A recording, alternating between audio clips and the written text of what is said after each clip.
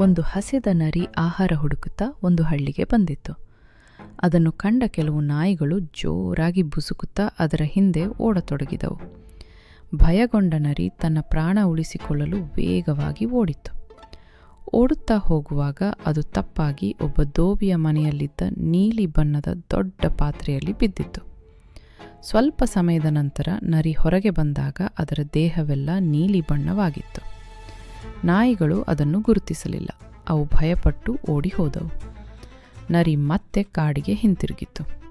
ಕಾಡಿನ ಎಲ್ಲ ಪ್ರಾಣಿಗಳು ಆ ವಿಚಿತ್ರ ನೀಲಿ ಪ್ರಾಣಿಯನ್ನು ನೋಡಿ ಬೆಚ್ಚಿ ಬಿದ್ದವು.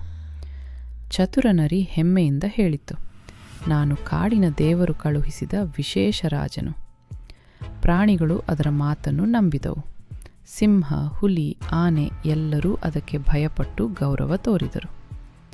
ಹೀಗೆ ನೀಲಿ ನರಿ ಕಾಡಿನ ರಾಜನಾಗಿ ಸುಖವಾಗಿ ಬದುಕತೊಡಗಿತು.